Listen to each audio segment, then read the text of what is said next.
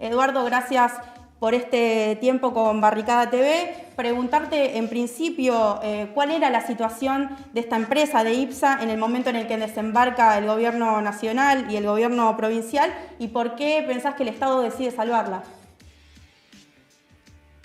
Pescarmona desde el año 2014 estaba prácticamente al borde de la quiebra, recibió distintos momentos de salvatajes económicos de parte del gobierno nacional. En 2014 precisamente tuvo un salvataje muy importante y en el 2016, durante la era Macri, hubo una reestructuración integral de la deuda de la empresa IMSA.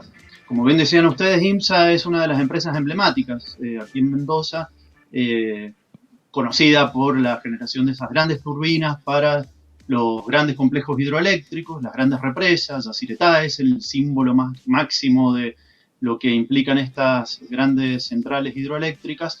Pero bueno, esta empresa ha estado presente con obras tanto en Asia, África, en Europa, aquí en Latinoamérica.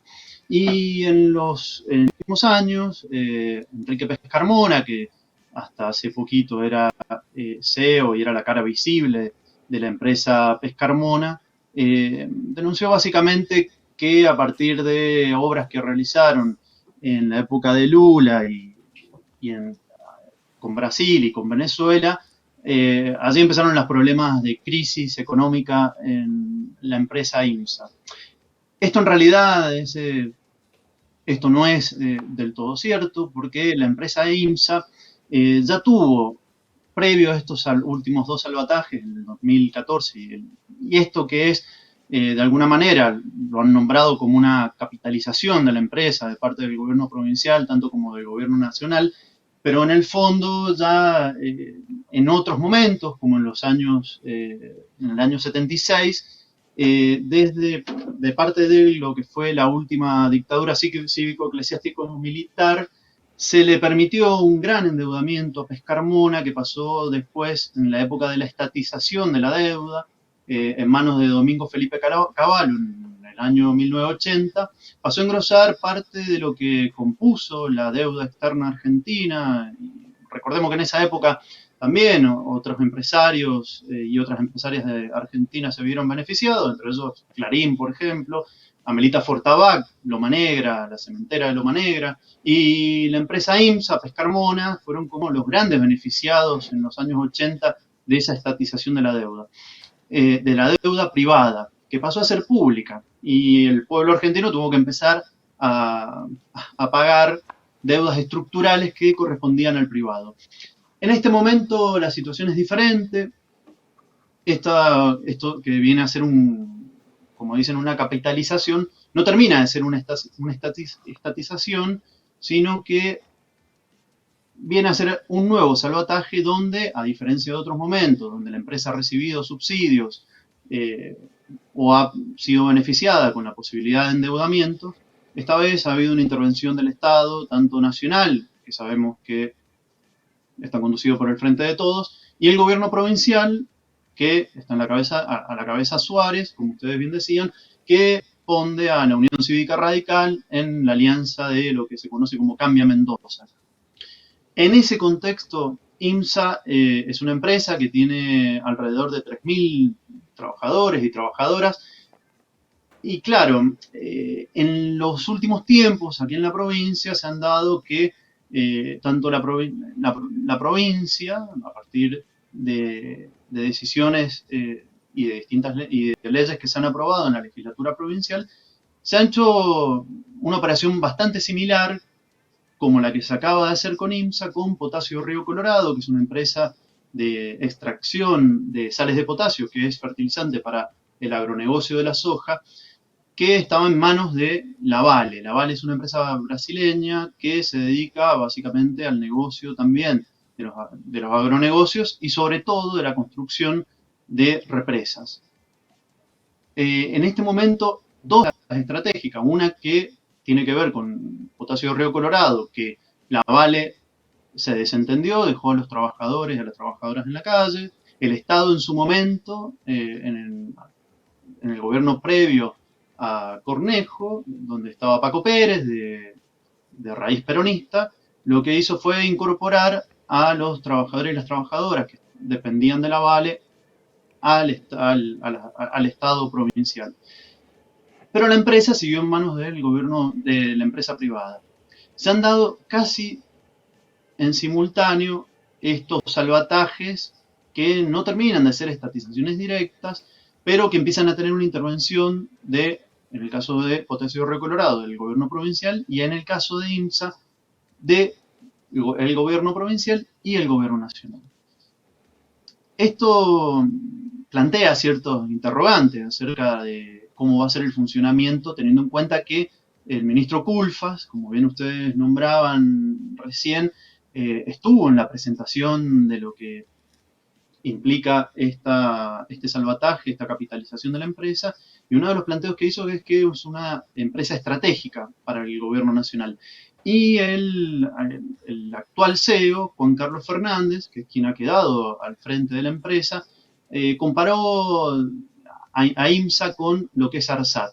El modelo que quieren seguir es el modelo de ARSAT. Sabemos que ARSAT se ha dedicado y se dedica a la construcción de satélites, y es uno de los emblemas de la gestión estatal en empresas de ingeniería y de tecnología.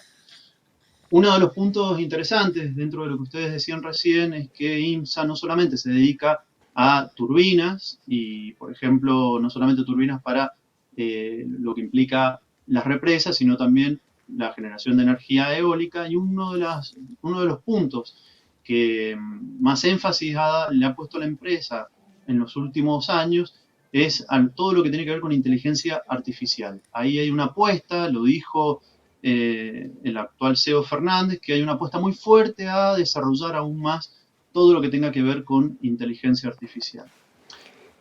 Eduardo, eso es en este contexto actual.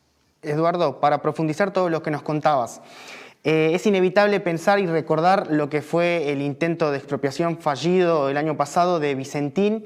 ¿Qué podrías decirnos vos al respecto en relación al apoyo de la oposición que sí se consiguió en este caso, que no se obtuvo en el caso de la empresa santafesina? ¿Y cuál sería la diferencia entre expropiación y capitalización? Claro, lo que pasa es que en la expropiación hay un control pleno de manos del Estado. Acá queda un porcentaje en manos de capitales privados, un poco lo que pasa en YPF también, que hay una participación minoritaria de capitales privados, pero sigue habiendo una presencia de capital privado que hace que sea una empresa mixta.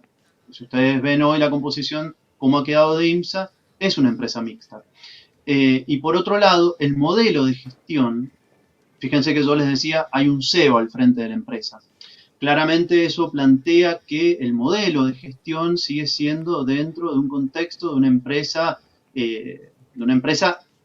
con una lógica de organización privada, podríamos decir una lógica capitalista, donde entra el mundo del mercado capitalista a tratar de negociar y tener presencia dentro del mercado, lo cual claramente Pescarmona ya hace varias décadas que perdió esa presencia.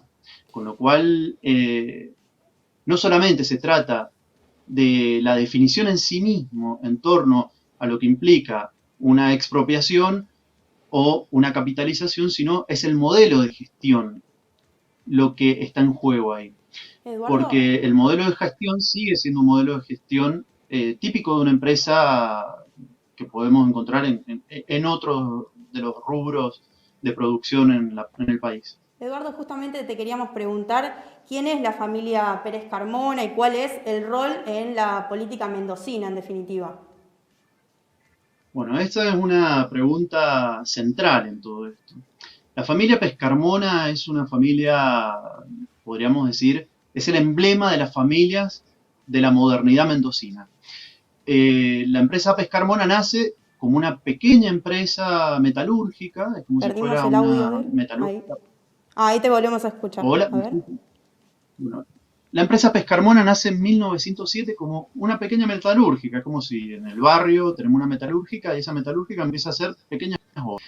Pero rápidamente empieza a lograr el control de la obra pública a través de algo fundamental en Mendoza, que es las obras del Departamento General de Irrigación.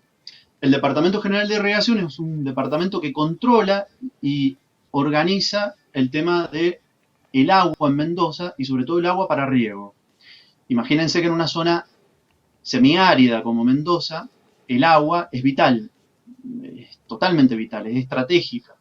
Entonces el Departamento de Irrigación tiene un poder sobre lo territorial, pero decisivo incluso en el momento electoral. A la hora de las elecciones, el control del agua implica un montón de votos de lo que conocemos acá en Mendoza como regantes. Los regantes tienen una forma de organización a través de lo que dicta el Departamento General de Irrigación. Bueno, Pescarmona nació los primeros pasos importantes y crecimiento los dio con la obra pública del Departamento General de Irrigación. Por lo tanto, empezó a tener un poder político y de influencia muy importante, que eso se vio claramente en el año 76, cuando en plena dictadura le otorgan el entretenimiento, donde ahí sí da un salto cualitativo y se transforma como en un emblema de una empresa, digamos, una especie de empresa multinacional mendocina, argentina, donde no solamente Pescarmona tuvo sede acá en Mendoza, tuvo sede en distintas partes del mundo.